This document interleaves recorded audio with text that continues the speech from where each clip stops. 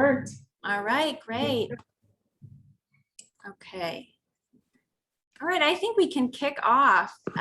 Welcome, everyone. My name is Rachel Lieblein-Gerbala. I am the programs manager at the Spencer Educational Foundation. My pronouns are she, her, and I'm really excited to welcome you all to today's session presented by Michael Blackshear on the global insurance regulatory environment. We're going to be talking about compliance today. Really looking forward to it. First off, a brief introduction to the Spencer Educational Foundation. Our mission is to fund the education of tomorrow's risk management and insurance leaders.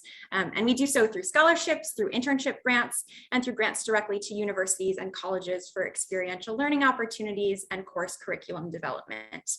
This is our second to last webinar in our 10-part. So thank you for joining us today. So great to see some new faces and the familiar ones as well. I have a couple of housekeeping notes before we kick off. As you heard, this meeting is being recorded, so you'll be able to have access to the information you see and hear today after the fact on our website. And also feel free to share that recording with friends and colleagues as well who were unable to make it today. Again, I encourage you, if you're able, to turn your video on. We're a cozy group today, so it'd be great to see some faces. Michael will be inviting introductions when he kicks off his presentation, so get ready for that. Excited to hear where you're all calling in from.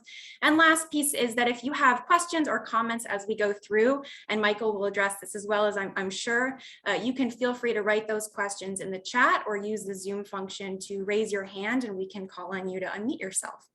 And now to introduce our distinguished guest today, it's my pleasure to first welcome Mariah Propus, who's Senior Vice President of Distribution and Broker Partnerships at OT Specialty.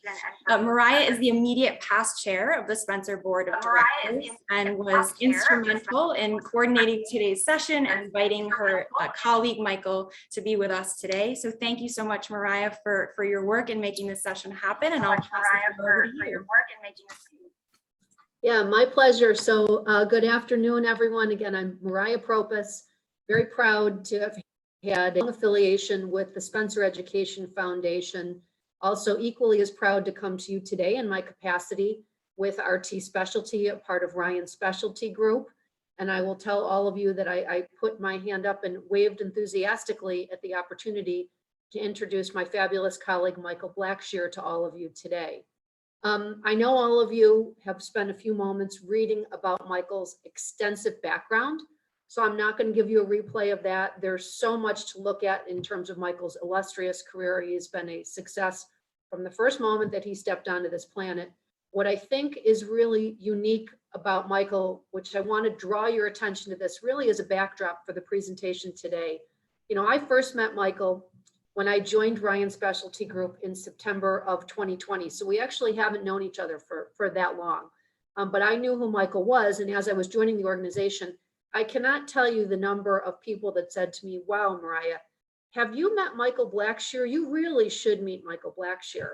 And of course, when your colleagues tell you that, it generally means one of two things, or sometimes both. One, your colleagues kindly think that perhaps you have something in common with a new colleague and that it would be beneficial, and for me as a new person joining the organization, be beneficial for me to meet someone like Michael. Absolutely. Or your colleagues mean maybe you should meet this new colleague because you should behave more like them. So I chose to take the suggestion to heart in both ways. And in both ways, it's absolutely a pleasure, to work with and interact with Michael, who's such an important and critical part of our leadership team at Ryan Specialty Group. Maybe just a quick word on Michael's role, because I think for many of you, particularly those that are at the onset of your careers in insurance and risk management, perhaps you haven't spent a lot of time thinking about compliance and what compliance means and the function of compliance risk management in our fascinating and complex career segment.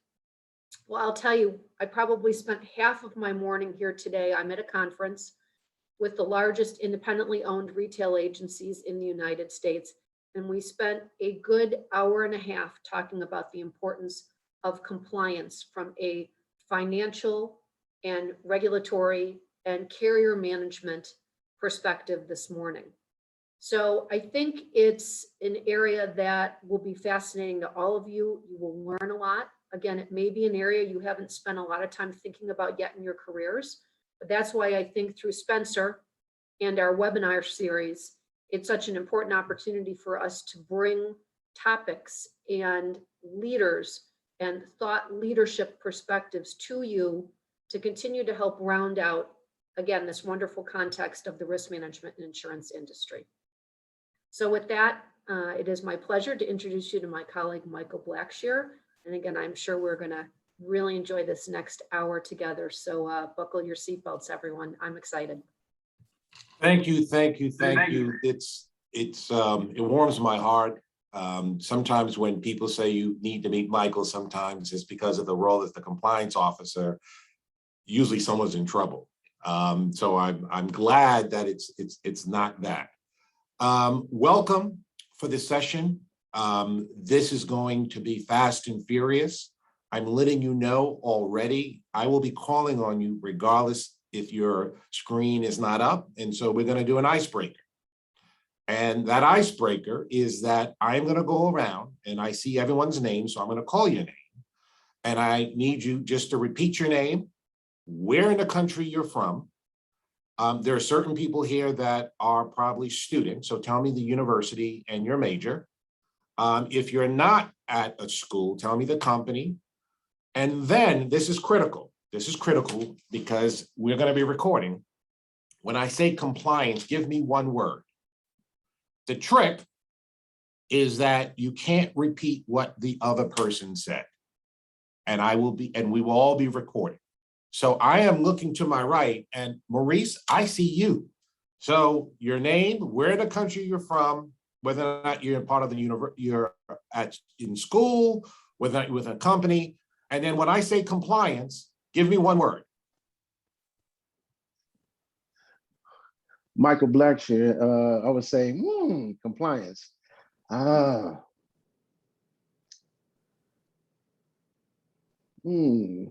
Doing, you said one word. Oh, Yeah, but before you give me the word, tell me who you are. Come on. Oh, Maurice Macklin. I was thinking about the question more so than that. That was putting me on the spot. and at the top, Maurice Macklin, I'm with the Rise Foundation.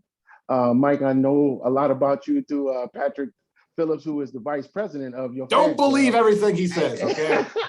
So I'm calling you from the good old place of Aurora, Illinois. Excellent. So that's where I'm calling you from, okay? And when you say the word compliance, all I can think about is just adhered to, or that's all I can think of. Adherence, that's your word. I've received it. We're moving on. Jeff McWhirter, you're on my screen. Tell them who you are. Hey, good afternoon, everyone. Jeff McWhirter, located in Kansas City, Missouri. I am not a student, but actually work for Ryan Specialty Group as well. Luckily, I also get to work with Michael on a day-to-day basis and am truly grateful for that opportunity. I think for me, the word that is present in mind for compliance right now is monitoring.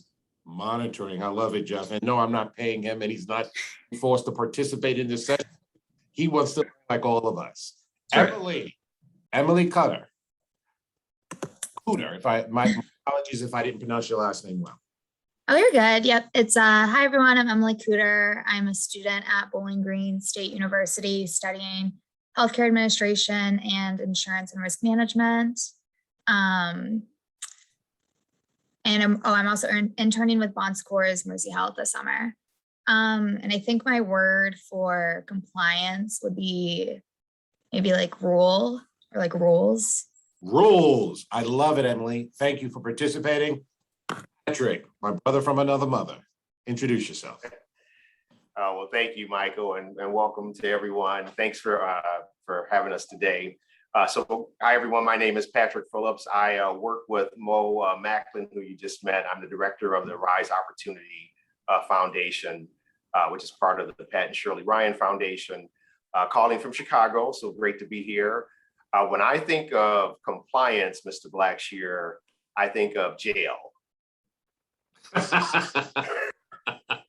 I love it. I love it. I love it. All right, moving on. Alana Hessing. Hey there, Mike.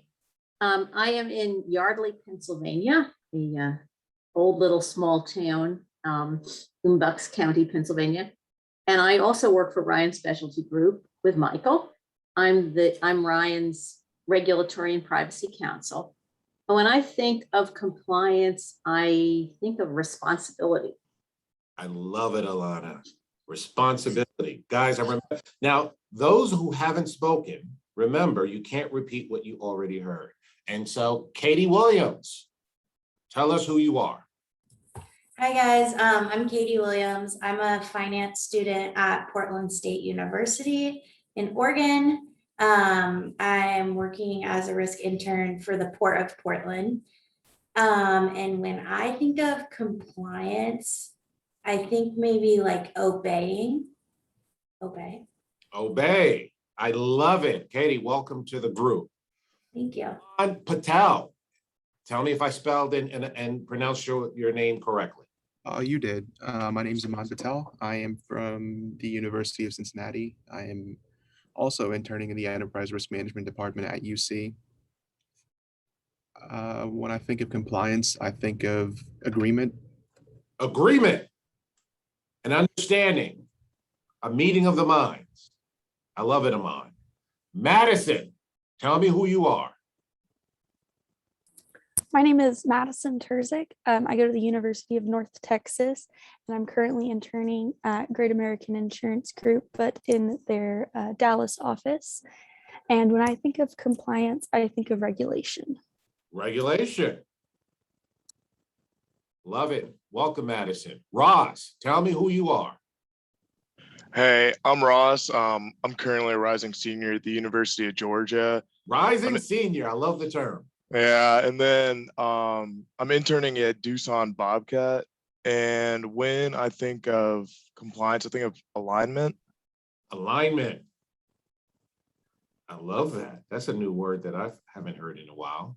Ross, welcome to the training. Brandon, tell me who you are. Hello, everyone. My name is Brandon Flores. I am a current intern in the risk management department at Dollar Tree. I am a senior at Old Dominion University studying finance and risk management insurance. And when I think of compliance, I think of the word concurrence. Concurrence. Risk management major. You can teach this course. I might as well just cut my screen off and have you lecture. Welcome to the group. Thank you. Now, Jennifer Castillo, you're mute. Tell me who you are. I am Jennifer Castillo. I am a risk analyst at Dollar Tree. I'm one of Brandon's mentors this summer. And when I think of compliance, I think of action, like actionable. Action, actionable, another risk person. I'm telling you, I'm just going to sit back and let you guys teach this course and just listen to everything that you got to learn from you. Jennifer, welcome. Thank you. Tell me who you are. Maddie, I think you're on mute.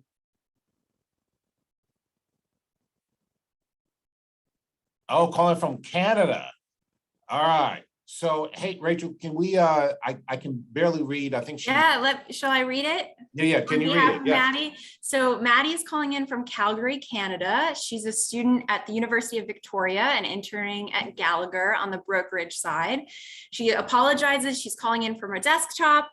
So she doesn't have a microphone on her camera today. And her word association with compliance is restriction. Restrictions.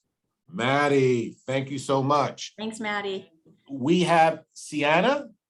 Sienna, am I pronouncing your name correctly? Hi, it's Sienna, so very close. Sienna, okay, I got it wrong. Go ahead. No worries, no worries. I'm calling in from Los Angeles, California. I am currently a rising senior at San Diego State. I'm currently an intern with Gallagher, also on the brokerage side. And when it comes to compliance, I think of critical. Critical. I love it. Rachel, did I get everybody? I think I did. Was there anyone who did not speak that we did not capture?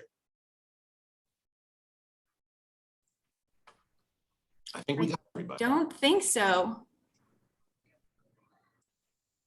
Well, Megan, do you want to go? You didn't go either, Rachel. I didn't go either. all right. So Rachel, tell me, we know who you are, but you tell me if you had a word, and not to repeat what you heard already. Give me one word for compliance. I'm going to say ethics. Oh, I love it. And then I think Megan. Sure, yeah, I'm Executive Director at Spencer. Welcome, everybody. Thanks for joining. And my word was actually the word you used, Michael, which is trouble. We'll see you when they're in trouble. So on top of compliance equals trouble. I love it. I love it. I love it. All right, guys. So this is going to be fast and furious. Hopefully everyone sees my screen. You may see two Michaels on the screen. I do that intentionally because I always like to have a plan B just in case if one screen goes down, I can jump on and present on the other. So if you see another Michael Blackshear on the screen, that's just me on my iPad. Little background. As you know, I have been the Chief Compliance and Privacy Officer for Ryan Specialty Group. I am responsible for maintaining and growing an effective compliance and regulatory risk management firm at RSG. We're gonna go back to that why effective is so important through the presentation. So for those of you who don't know, Ryan Special Group is an international wholesale brokerage operation. They also have brokers, agents, insurance carriers that work with insurance carriers. We operate in North America, United Kingdom, and in Europe. I have 30 years of financial service and executive experience in the compliance and risk management arena. I have served in executive roles at Chubb, Marsh McLennan Companies, PricewaterhouseCoopers, and KPMG. I started my career many years ago when I was 4. Back then, they didn't have child labor laws. I started my career with Continental Insurance, now CNA, as an underwriter trainee, and then became a casualty broker for Alexander Alexander. Presently, I lecture as an adjunct professor at Fordham Law School. What are we going to talk about today? I always believe it's important to give a roadmap to see where we are going and understand the topics that we're going to focus on. I want to talk a little about the global insurance regulatory environment, that if you're working for an insurance carrier, if you're in a risk management role, or if you're in a broker, it's understanding what governs and regulates who we are as a financial entity. I want to talk about risk. And for those of you that are in risk management programs and understand the importance of risk, I want to talk about risk, but then talk about compliance risk and talk about the importance of having compliance programs and frameworks to mitigate those sort of compliance risks. I want to talk about 2 areas that are emerging compliance issues that you see every day. One area is cybersecurity and privacy, and another area that has been taking momentum that a lot of organizations in our industry are developing processes and frameworks to be in compliant with, and that's ESG, which is environmental, social, and governance requirements that is now being placed on most public and private organizations. The last topic I want to talk about diversity. I want to talk about equity and inclusion in our industry and why that is also important in our industry. And it also has been a passion of mine for the literally, I mean, not only with what happened with George Floyd, but something that I believe that we can improve in our industry. All right, we did introductions. And yes, when the interesting thing is when I think about compliance, I think about policies, I think about regulations, I think about rules, I think about transparency, I think about law, but it gets complex.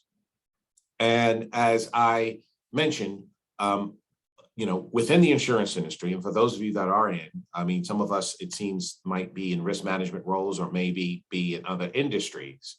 Our industry, or the insurance industry, is mainly heavily regulated by the states. And it's a state-based system which regulates most of our activities for insurance companies and brokers. There is some federal law that governs us on certain areas. We'll talk a little bit about that. But typically, as an insurance company, you need to be licensed before you do business, and you need to be licensed in the various jurisdictions.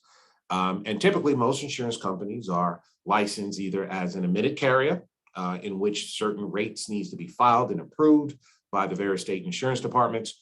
And also, there are times where there's certain carriers that work on a non-admitted basis, and we define that as the E&S surplus lines market. The E&S surplus lines market is important because as a wholesale broker, very different to the retail broker, a lot of what we do focuses on non-admitted business.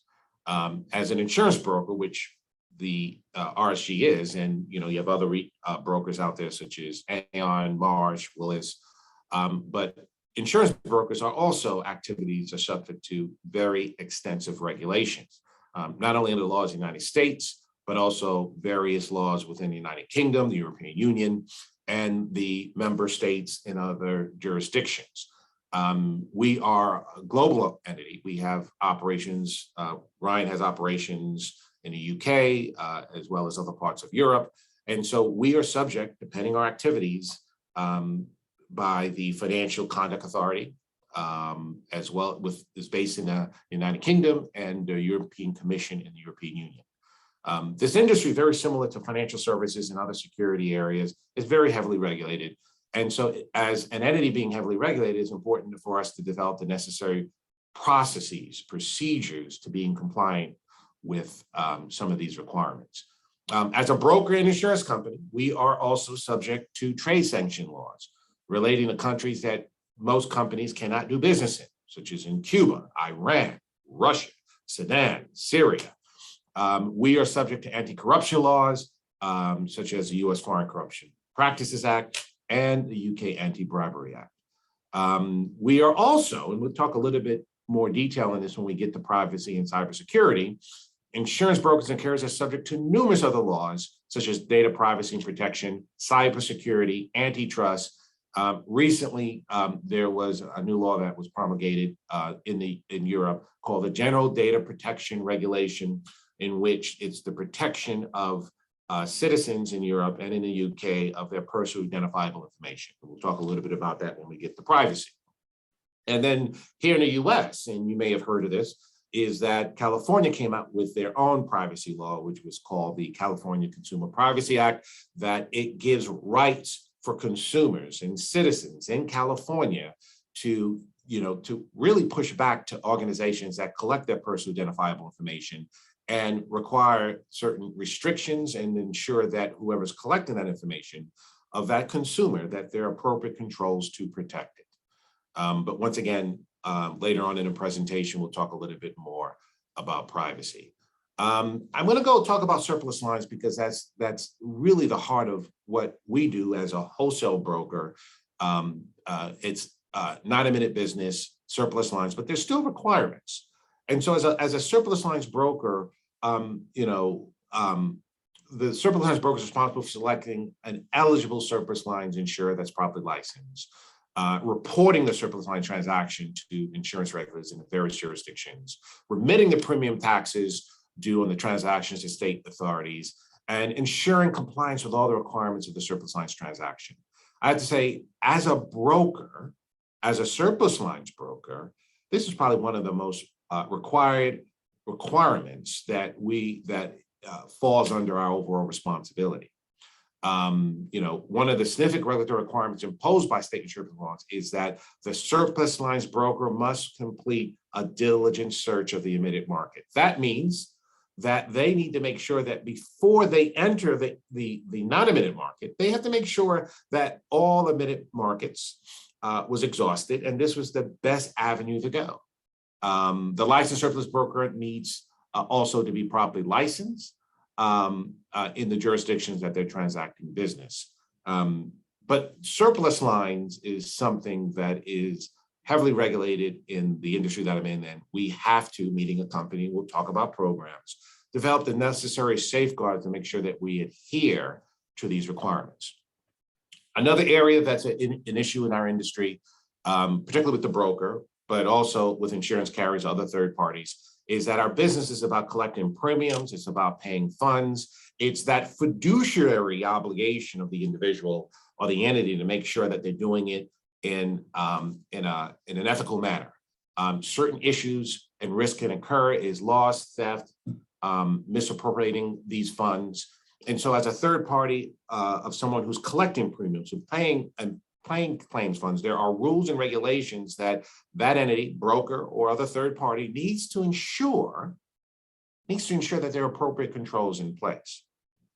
Another area that is heavily regulated is that if you think about the insurance transaction, the way that a broker is typically compensated is usually through commissions and fees. Commissions and fees are heavily regulated, and it is allowed for the broker to get a commission and sometimes to get in a fee, depending on the state jurisdiction, but it has to be reasonable, it has to be disclosed, and it has to be appropriate.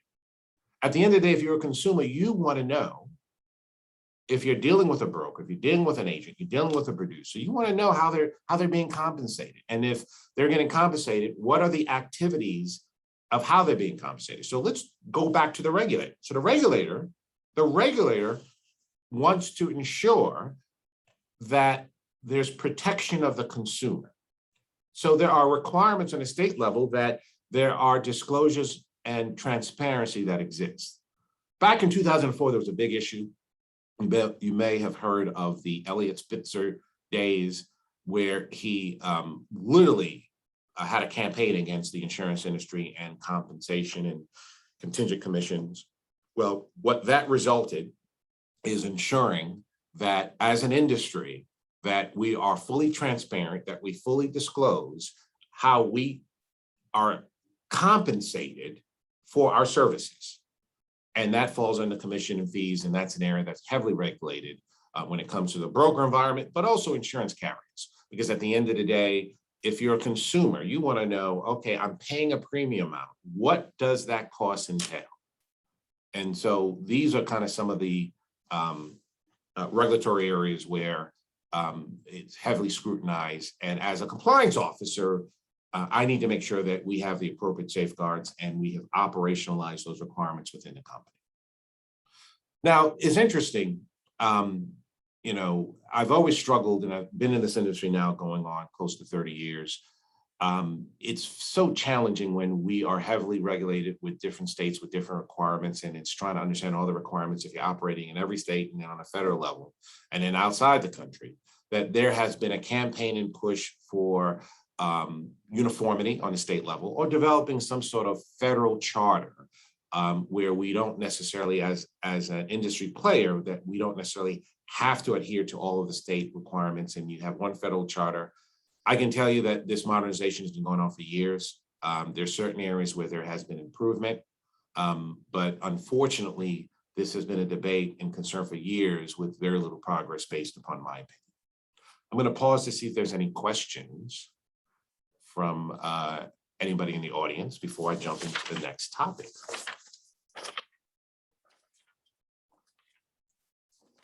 All right, so let's go on. Once again, guys, I told you this is going to be fast and furious because I love to talk and share knowledge.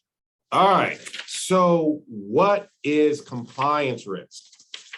And it's, for all of you that are risk management majors and who may be pursuing maybe CPCUs or other things, I always like to go to the root cause of what's the focus of my role and the role of a compliance officer. And I think it's important that we have a common understanding of how do we define risk. I would define risk at its simplest element is the probability or threat of damage of an injury, liability, or loss. Let me repeat that.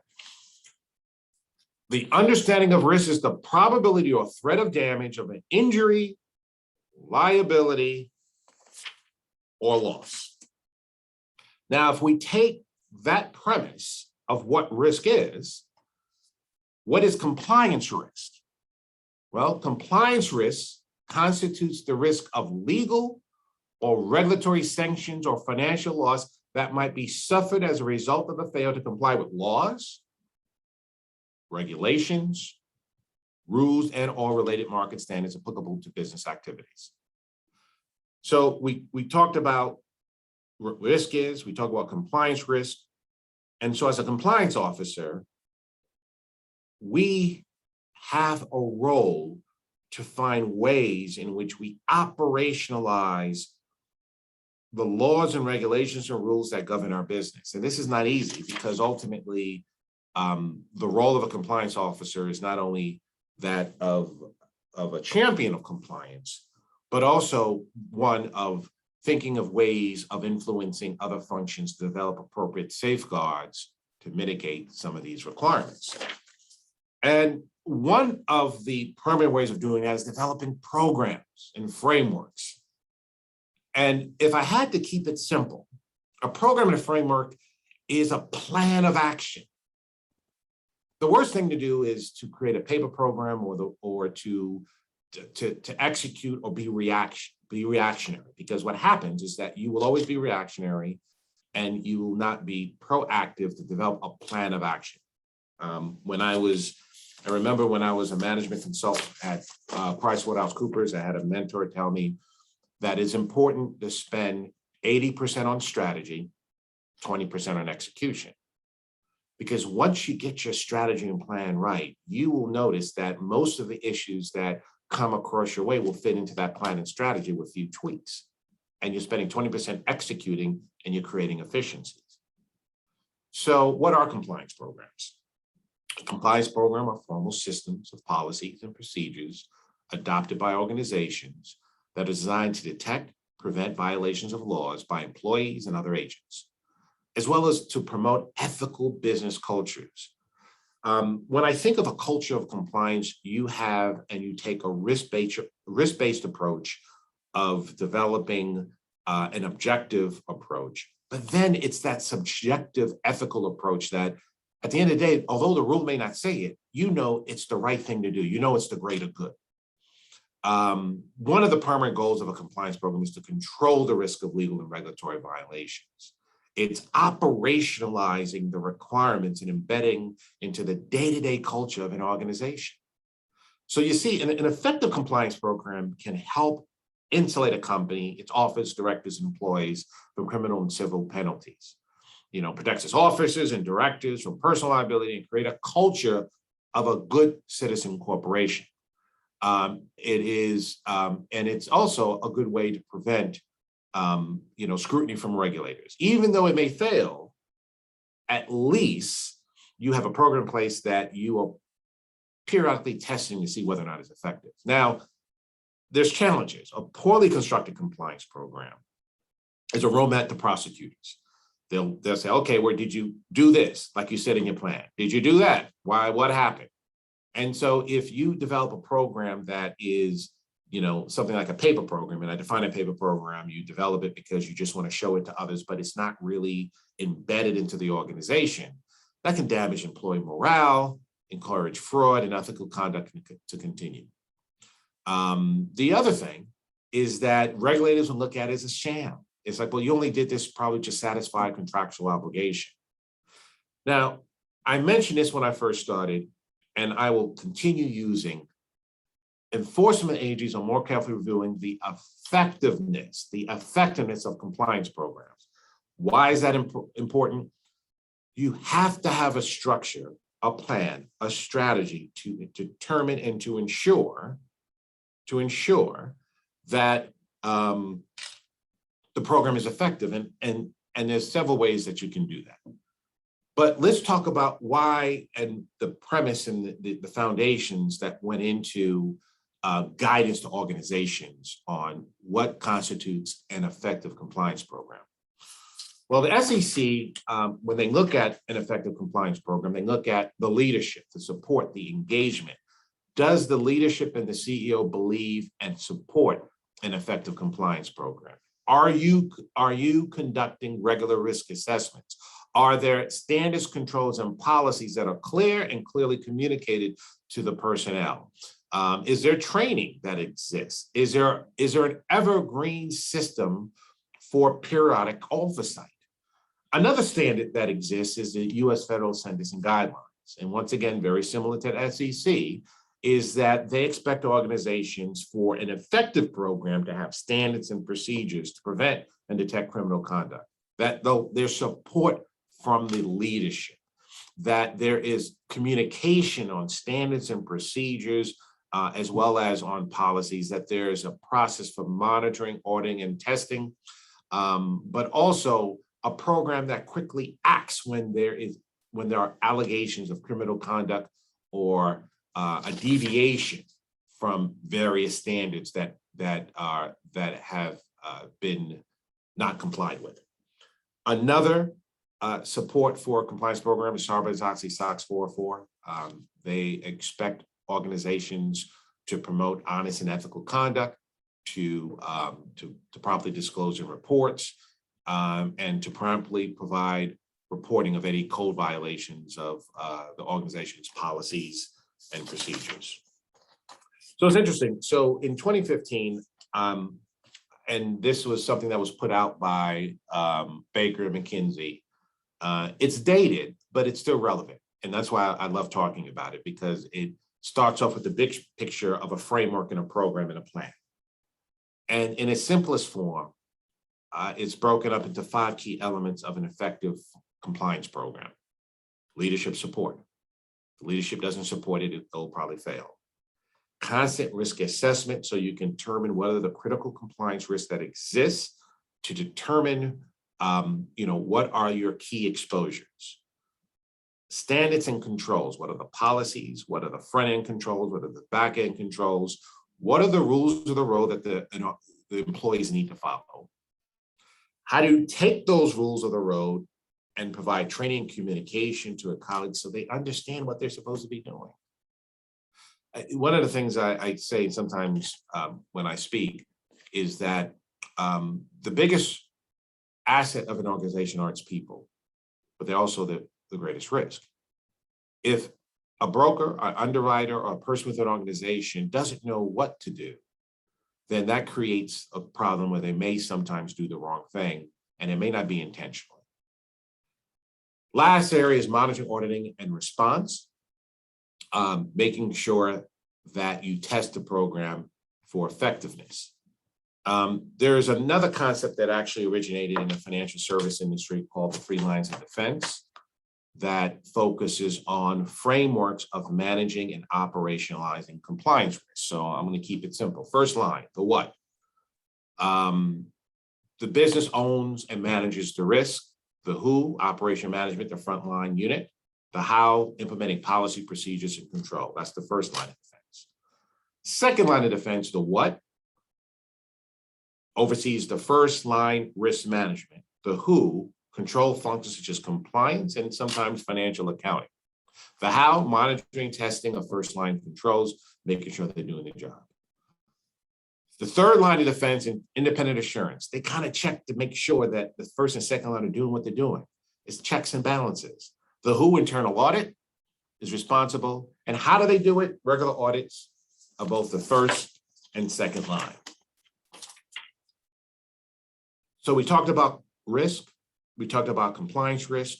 We talked about requirements and regulations. We talked about compliance programs. And it is important to have a plan. A compliance framework is just a plan to manage the compliance risks that are impacting any organization. I'm going to pause to see if there's any questions before I jump on to the next topic.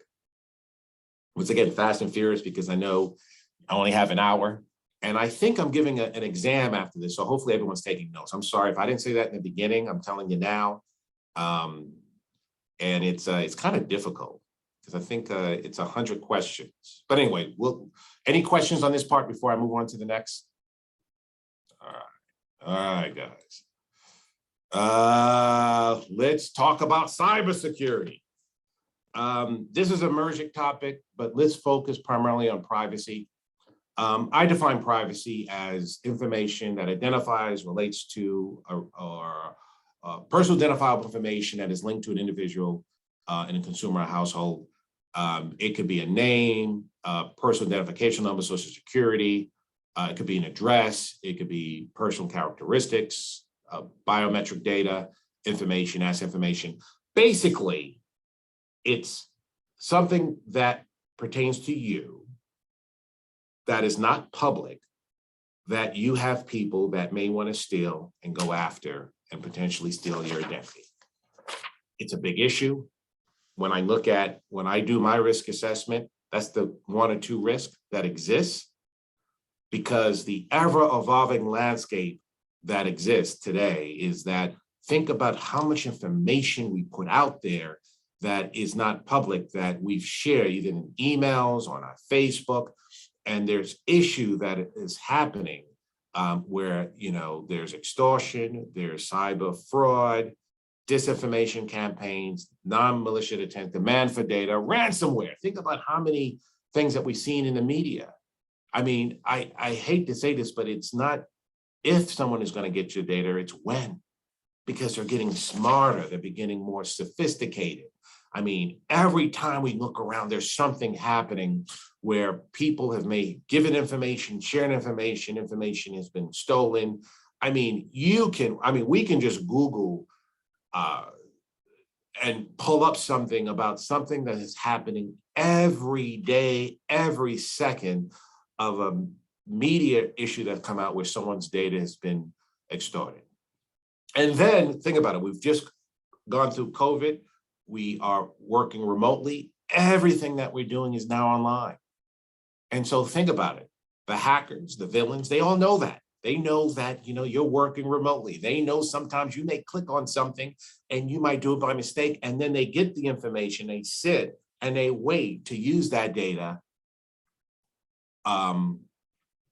for a fraudulent activity. FBI has been more active in this area when it comes to cybercrime reports. It's in the billions and the millions every year. It's just going up because of the activities that are happening. There are various data security laws as a compliance officer that we need to be aware of. 25 states have enacted general data security laws. There are 50 state laws when it comes to data breach notification. There are requirements as a regulated entity with the New York Department of Financial Services, regulatory requirements, GDPR, state laws, contracts. I mean, there might be obligations that we need to adhere to when it comes to our contracts. I mean, it is an area that is not getting easy. But let's talk about the threats. If we had this summer, I like putting things in buckets. So if we had to talk about cybersecurity threats, I would put it into 5 buckets. Cyber criminals, where, you know, identify theft and theft of corporate property, nation states, political leverage and disruptions, hacktivists, political and social attention. They just want to get their name out there and embarrass you. Employee, mistake and or bad business process. This is a high area. And vendor. I have to say that some of the data incidents have occurred where we've used a vendor and we did not validate that they follow the same standards or the appropriate controls that are in place. Now, guys, remember, this is going to be on the examination. So 5 threat vectors: cyber criminals, nation states, hacktivists, employee, and vendor. I think, and you know, it's interesting. A good friend of mine, Alana, knows her. It's, you know, I also lecture at Fordham Law School. She came in as a guest lecturer and she put together kind of a integrated risk management plan on ways we can manage this. Very similar framework: governance, policies and guidelines, employees training, incident preparedness, incident response, tracking to ensure that you're adhering to the various legislative and regulatory requirements, third-party risk management, making sure your third party has the appropriate controls in place, having a compliance framework and risk register, record keeping, and just being aware of who you're interacting with and business protocols. All right, guys, fast and furious. Only got an hour, and I need at least 5 minutes for the exam. I don't think it's pass and fail. I think you have to get a 90 on it. All right, next topic. ESG, environmental, social, and corporate governance. You may have heard this. This is a topic that's building a lot of steam. In our simplest terms, it's environmental, social, and governance criteria are standards for companies' operations that socially conscious investors use to screen potential investments. Environmental is how a company performs as a steward of the nature. An example of that is, any ownership of contaminated land, disposal of hazardous waste, social criteria, manage relationship with employees, suppliers, and customers. Does the organization work with suppliers that hold the same values as it claims to hold? Diversity, equity, inclusion falls into the social criteria. Does the company donate a percentage of its profits to the local community or encourage employees to perform volunteer? Does the company work conditions show high regard of employees' health and safety and other stakeholders' interests taken into account? And then the last category is governance, deals with the company's leadership, executive pay, audits, internal controls, and shareholders' right. How does a company uses accurate and transparent accounting methods and that stockholders are given an opportunity to vote on important issues? Now, regulators, investors, and clients and stakeholders are all increasing focus on this area. This is an area that I'm seeing that there's been a lot of headway in our industry. A couple of examples is that MMC released its first ESG report, saying that it confirms carbon emissions commitments, outlining its plans for diversity, equity, inclusion, and relate plans to embed ESG consideration into strategy. They appointed a sustainable and climate change strategy and unveiled a pledge to be carbon neutral in 2021. Aon commitment to net zero carbon emission by 2030, and Swiss Re revealed plans to be net zero commission by 2050. Zurich outlined plans to be net zero commission company by 2050, which includes fully decarbonizing its 20 billion asset portfolio. Aviva announced a target for net zero carbon emissions by 2040. Axis commitment not to underwrite. Now, this caught me by surprise. Axis commitment not to underwrite new insurance or facultative reinsurance contract for oil and gas projects in the Arctic National Wildlife Refuge, or provide them with investment support. I was surprised by that. Allianz by 2025, emissions for selected asset class and portfolio of customer funds are to be reduced by 25% compared with 2019. Generali revealed RG's progress with $6 billion of new green and sustainable investment made in 2018 to 2020 period. Renaissance Re unveiled strategy focusing on a trio of specific areas such as promoting client resilience, inducing positive society change, and closing the protection gap. These are just examples that many other carriers and brokers are doing something similar. As a compliance person, this is something that cuts across so many different areas, whether it's legal, compliance, HR, D&I, and there are going to be more pressure, particularly publicly traded companies, to demonstrate what their ESG strategy is. Questions, comments? Once again, fast and furious. I got 10 minutes. I'm hoping to give back 5 for the exam.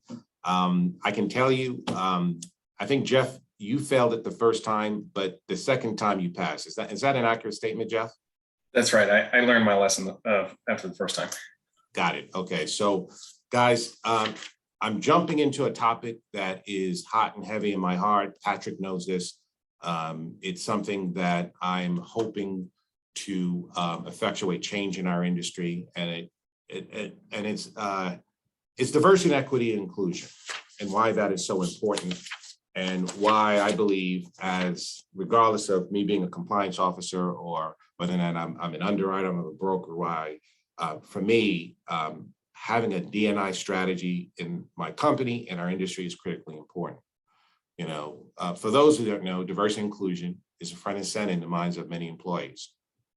And this impacts work cohesion, legal compliance, market brands, business opportunity, ability to hire talent.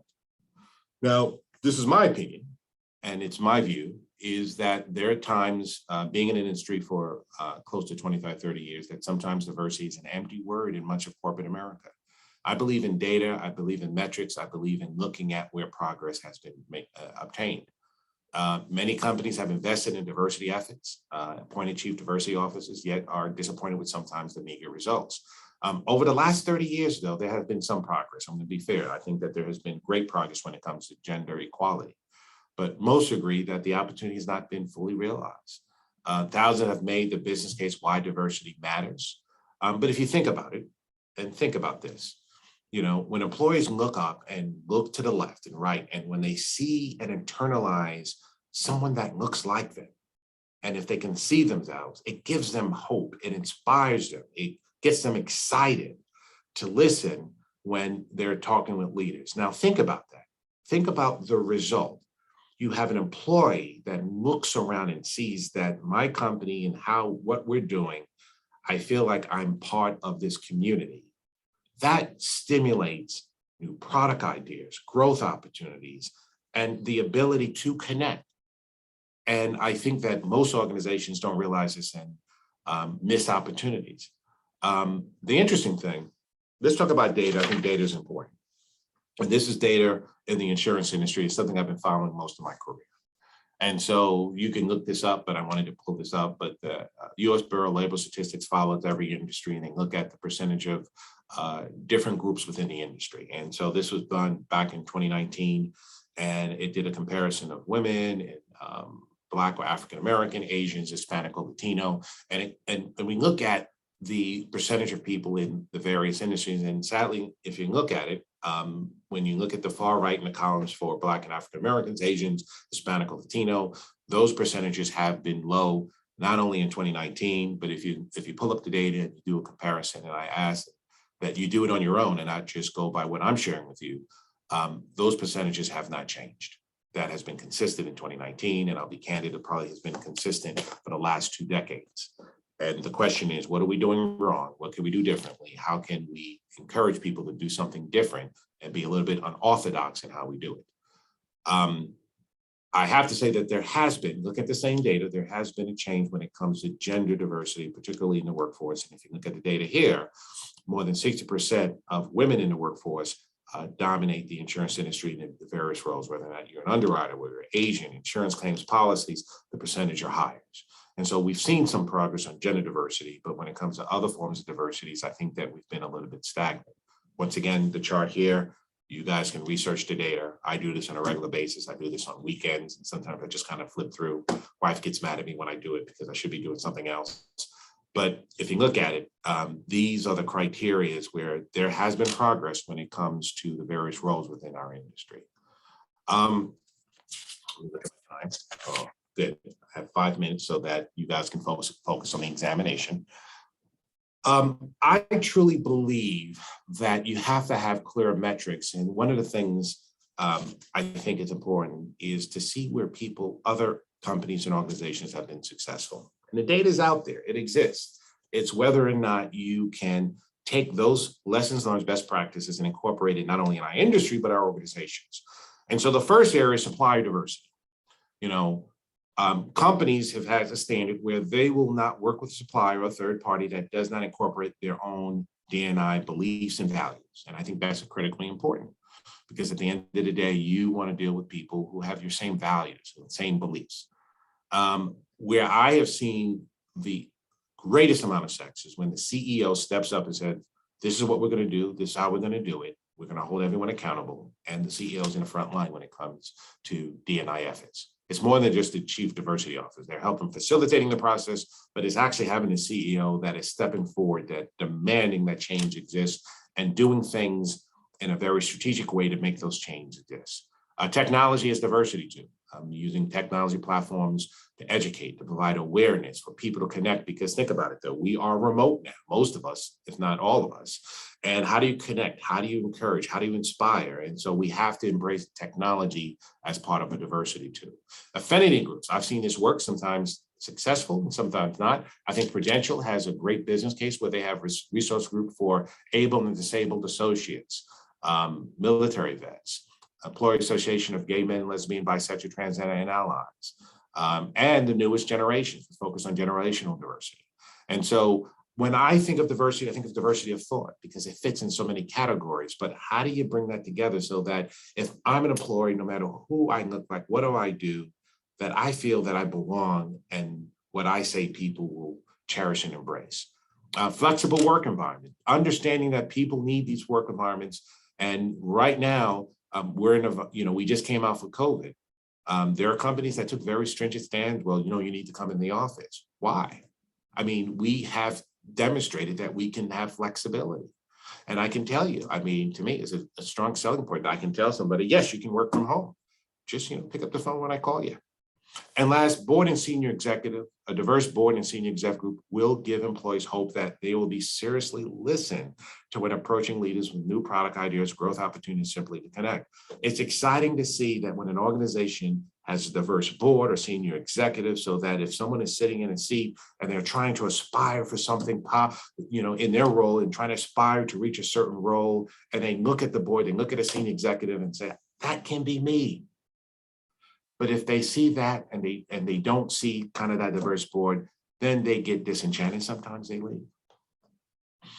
All right, guys. I covered a lot of material. We talked about compliance. We talked about cybersecurity. We talked about diversity and equity and inclusion.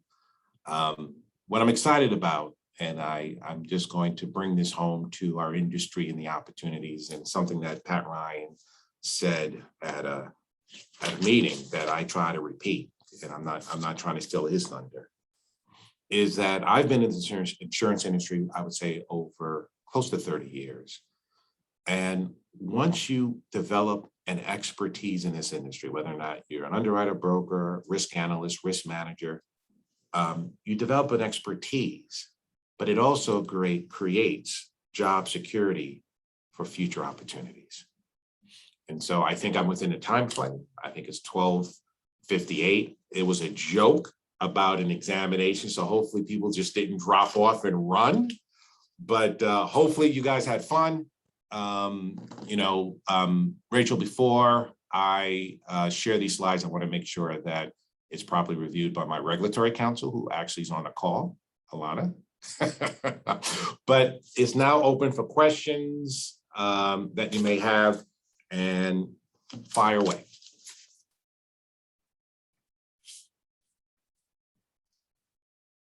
Come on, I know someone. Mr. Blackshear, if I could take the liberty to ask you a question. Of course. How did you know that, you mentioned you started off in underwriting. How did you know that compliance and risk management would be the right fit for you? Can you share with the young people that process? So I didn't. I'm Patrick, you know this, I'm keeping it real. I remember when I was in college, I was in a fraternity house. We just had a party, and I woke up the next day, and my father was leaning over me. I forgot he was coming up, and I never saw him so disappointed in me. And he dragged me out for breakfast, and we talked, and he said that I had to take life more seriously. And he said, because when you get out of college, you got to get a job. You got to provide for yourself. You got to put a roof over your head. And so I then went to Syracuse undergrad, and I went to the Career Center, and I decided to put together a resume, and I submitted it, and I had two job opportunities. One job opportunity was Bear Stearns, who no longer exists, and the other job opportunity was beginning in an underwriting training program at Continental. I chose down, I had no idea what an underwriter was. I had no idea what insurance was. But I just knew I had to get a job and I had to do something, because I disappointed my father because he caught me right after a party living in a frat house. And so, so it wasn't until I got in the industry and I decided to go with Continental, and I spent years understanding the profession and the trade and understanding the industry, and realized that there were so many things that you can do. And so I left being an underwriter and became a broker at Alexander. I went to business school at night. I got my MBA in insurance. At the time, it's the College of Insurance, now St. John's School of Insurance, Risk Management, and Actuarial Science. And then I left and I went to law school at night. And then I came back to my broker, Alexander, to serve as the chief of staff of the CEO. At the time was Frank Zarb. If you Google Frank was the energy czar of the Ford administration. And it was great because I was working with the CEO. I was going to law school at night, and it was a fun thing. And then it ended within 10 months. And that's where I met Pat Ryan, because Pat was the CEO of Aon and he acquired our company. And so 20 years ago, I worked with Frank Zarb and Pat with the integration of A&A to Aon. And it was, and I decided out of law school, from that experience, I wanted to do something kind of creative. So I became a management consultant for PwC. And all of my clients were insurance clients. All my clients were brokers, but my clients were either chief legal officers, chief compliance officers, and they needed help operationalizing these compliance requirements. And so through 10 years doing that, I realized I want that job. I wanted to lead a compliance function. And so I left being a management consultant, moved into first compliance senior role was at Marsh McLennan Companies. And I did that. And then I got my first break. It was an opportunity for a small insurance company run by Evan Greenberg at ACE to be the North America Chief Compliance Officer. And so I convinced my wife to leave DC and move to Philadelphia. And it was a great opportunity. Then within 2 years, I got nervous because all of a sudden we were all called into a meeting. I think a lot of you may remember this. And we were told we were acquiring Chubb. And the reason why that was such a big thing was that ACE was a small company. Chubb was this great big company. It was like, who would imagine? And I remember as a meeting we had, and I remember Evan said, we got to get this done within a year. And I was responsible for, along with others, but my key responsibility was looking at Chubb's compliance people and team and process and ACE and bringing it together. And I didn't know whether I was going to be reappointed. And my boss at the time had great faith in me and said, you will now be the chief compliance of the newly formed entity Chubb. And then after that, Pat, 20 years later, reached out to me and now became at Ryan. And we've been rock and rolling ever since. Hopefully I answered the question, Pat. All right, guys, 4 minutes over. Rachel, I didn't want to necessarily go over, but Pat always have to ask those like thought-provoking questions. I was on time, just for the record. But all joking aside, guys, the other thing that is a takeaway in this industry is that this is a people business. It's all about relationships. I still have relationships with people that I was brokers with over 27 years ago. I'm on a board of directors. I'm going away this weekend to Lake Placid. And the people I'm going away with are people I used to be brokers with at ANA. And we're part of this board, this trade group called the Rank. And the takeaway for you, I have to say to you is, it's important that you manage relationships. It's important that you put into the relationships that you make today, because ultimately these are the people that are going to be the leaders of our industry. And I look at everyone on this call about opportunities for your growth, but it's all about managing relationships throughout your career. With that being said, Rachel, Maya, Megan, I turn it over to you, but I enjoy this. I enjoy giving back. I enjoy connecting. For those of you who haven't done it, I always say that, I'm on LinkedIn. If you want to connect, please do so. But I wish you luck in your career. And what's exciting about this industry is that you're starting out in your career, and the biggest things that I've learned are the things that I failed in, and I make sure that I don't fail again. So take chances, take risks, live your life. But I can't tell you how exciting it's always to talk to students that come into the insurance or risk management arena. Michael, thank you. What a beautiful high note to end on. I really appreciate it. This was incredible. Just so everyone has some context, Michael just sped through 47 slides. He sent this to me last night, and I was in my head thinking, how are we going to get through 47 slides in an hour? And look at that, incredible. So thank you so much for this incredibly informative session, Michael. You are such a great speaker, and thank you to everyone on the call for joining today. We really appreciate it, and hoping that you'll join us again next week for our final webinar session in our summer series. It'll be hopefully a fraction of how much fun today was. It's going to be Insurance Career Jeopardy! If Your Insurance Life Was a Game Show with Bob Thomas at Liberty Mutual Insurance. So hope you'll join us for that again. Michael, thank you so much.